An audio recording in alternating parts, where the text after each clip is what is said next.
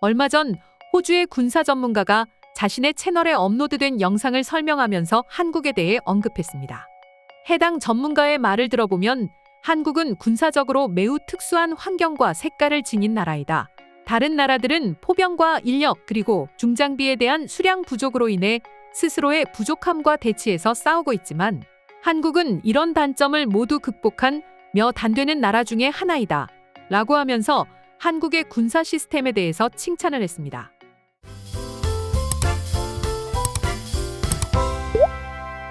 한국의 군사력과 화력은 세계의 위협에 막대한 영향을 주고 있다.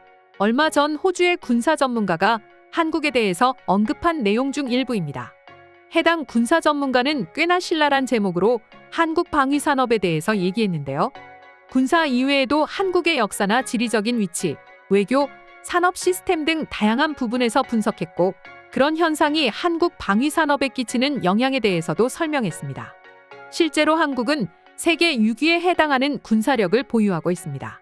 이러한 순위는 각종 무기 보유 현황과 전쟁이 발발했을 때 동원이 가능한 전투 인원 및 50개 이상의 데이터를 토대로 순위가 매겨지는데요. 상대적으로 국토가 정말 작은 편에 속하는 한국은 세계 6위라는 타이틀을 지닌 것만으로도 정말 대단한 일이라고 할 수 있는데 호주의 전문가는 이것을 흥미롭게 얘기를 이어나갔습니다. 이어서 그는 유럽의 많은 나라들은 1990년대에 이미 평화를 받아들여 편안한 생활을 하고 있지만 한국은 국가의 지리적 특성을 볼 때 전략적인 위협이 도사리고 있으며 주변국들의 도발이 언제나 끊이지 않고 있었다. 그리고 한국의 이런 현상은 이미 몇천 년 전부터 꾸준히 이어져 오고 있었으며 끊임없는 외세의 침공을 당한 나라이기도 하다. 그런 역사를 가지고 있음에도 한반도는 단 한 번도 완전히 점령당하지 않았고 그런 외부 세력에 저항해온 역사가 있다라고 하면서 한국인들의 역사 깊은 저항 정신을 아주 높게 평가했으며 그럼에도 불구하고 한국은 국제사회의 무기시장 후발주자에서 점점 메이저로 빠르게 성장하고 있는 중이라고 하면서 놀라워했습니다. 실제로 한국의 방위산업 물품은 세계적으로 이제 많은 분들이 아시다시피 아주 높은 수준인데요. 특히 주문하면 엄청나게 오랜 제작 기간과 배송 기간 역시 상당히 긴 독일과 한국이 자연스럽게 비교된다고 합니다. 현재 아직까지는 독일이 여태 쌓아왔던 기술력으로 인해서 한국보다 좋은 성능인 것은 사실입니다. 그렇지만 아무리 좋은 기술력으로 내장된 전차나 미사일이라고 하여도 제작 기간이 상당히 오래 걸리기 때문에 좋은 화력의 물건이어도 큰 메리트가 있지 않은 것이죠.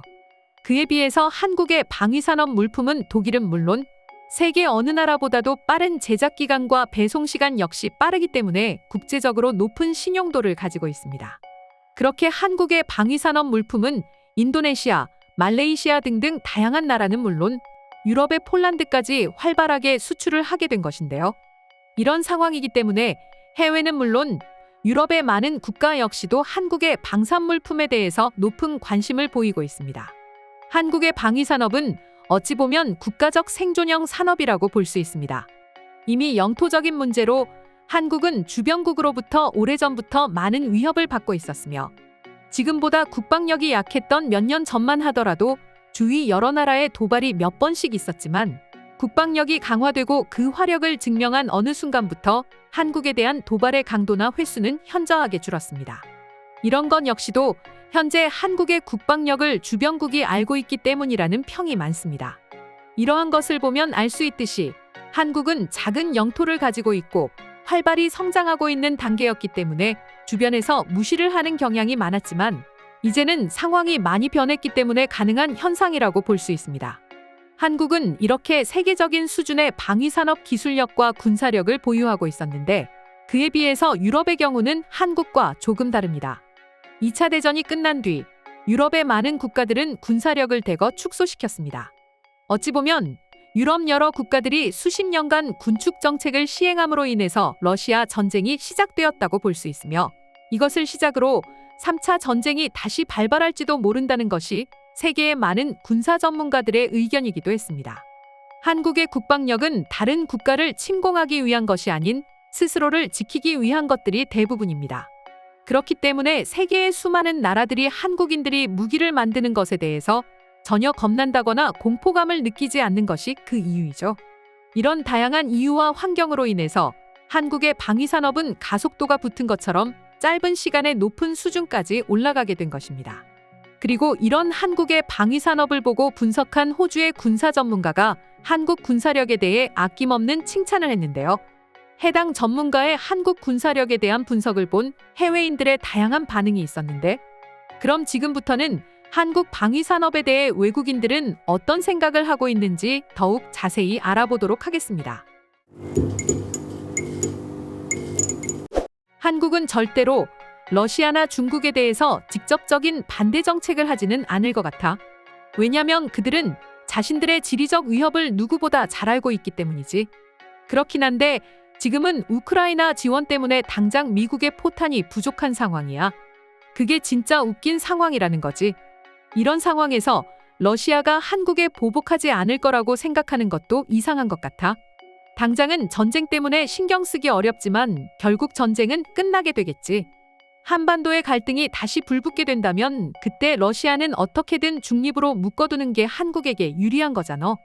한국과 미국이 합치면 북에 당연히 승리하겠지만 러시아의 지원이 있다면 힘든 싸움을 하게 되고 한반도는 완전히 폐허가 되어버릴 거야. 지금 서방에서 우크라이나에 아무리 지원해도 러시아에 이기기에는 쉽지 않을 거야. 여기에 중국은 더 위협적이지. 중국의 암묵적 동의가 없다면 북한은 아무것도 할 수 없는 거잖아. 중국의 지원까지 있다면 승패가 어떻게 갈릴지 누구도 장담 못할 거야. 미국은 중국, 러시아의 지원을 받는 북한과는 싸우고 싶지 않을 거고 말이지. 한국군은 한반도를 다 뒤엎을 정도의 포병 규모는 이미 갖추고 있을 거야.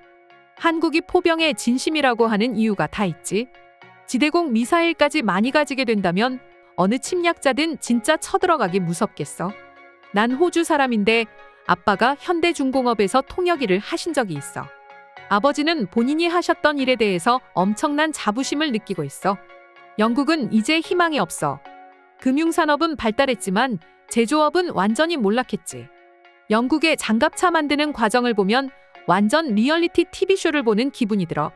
더 슬픈 사실은 금융업은 일반 서민들에게 별 도움도 되지 않잖아. 너무 그러지 마. 그래도 영국은 볼만한 리얼리티 쇼는 잘 만들잖아. 난 완전 지겨웠어. 1시간 동안 그냥 사람들이 소리 지르고 싸우는 걸 보는 게 이제 보고 싶지 않아. 리얼리티 쇼를 무시하지 말라고.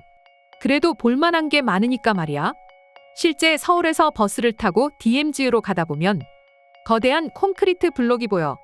아마 저게 침략을 지연시키려는 목적인 것 같더라고. 세계에서 가장 큰 도시 중에 하나가 지구에서 가장 억압적인 독재 정권에서 얼마 떨어지지 않았다는 게 진짜 놀라운 상황이야. 재미있는 건 평양에서 개성으로 가다 보면 한국과 비슷한 콘크리트 블록이 있는 것 같아. 북한 사람들에게 들었는데 적이 침공하면 도로를 막아서 침략을 지연시키는 목적이라고 하더군. 침략군이 조금이라도 지연되면 큰 타격이 될 거야. 북한이 침략 걱정을 하는 것도 웃기는군. 통일 전 독일도 비슷한 상황이었어. 도로 곳곳에 방어시설이 있었거든. 전쟁 위협이 다가오면 한국이 먼저 선제 공격을 할 수 있다는 이야기를 들은 적이 있어. 그럴 경우를 북한도 대비를 한 거겠지. 기본적으로 한국 무기는 러시아의 영향을 많이 받았어. 복합무기, 많은 방어무기, 포병, 다연장 로켓 등등 많지. 한국이 지리적으로 이점도 있는데 국경이 북쪽에만 있지. 남베트남 경우는 측면에서도 공격을 당해서 힘들었어. 국경이 하나라서 그것도 충분히 위험해. 그쪽에만 화력이 집중될 것 아니니까. 다른 나라에 대한 심층적인 국방 전략을 들으니까 너무 재미있네. 왜 한국이 지금의 국방력을 갖추게 되었는지 이해되기 시작했어. 지리적인 위치가 국방력에 많은 영향을 미친다는 걸 확실히 이해된 것 같아. 난 싱가포르 사람인데 우리에게도 국방력은 엄청 강조되고 있지. 실제로 국방비가 교육, 의료와 함께 우리의 가장 큰 정부 예산을 차지할 정도니까 말이야. 나도 싱가포르 사람이야. 이 유튜버가 싱가포르의 국방 정책에 대한 영상도 만들어줬으면 좋겠네. 우리는 이스라엘을 많이 참고하고 있기 때문에 비교하고 싶어. 싱가포르의 전략적 위치도 재미있는 나라야. 미국, 중국과 모두 가까운 관계를 유지하고 있는 나라지. 그리고 주변 국가들과 그렇게 사이가 좋은 것도 아니지. 어디서 들은 건데 한국의 서울 주변 신도시들은 북한의 침략을 염두에 두고 계획되었다는 이야기도 들었어. 북한군이 침략하면 통과해야 하는 위치니까 그렇다는군. 오늘의 영상은 이것으로 마치겠습니다. 영상이 유익하셨다면 좋아요, 알림 설정 한 번씩 부탁드리겠습니다.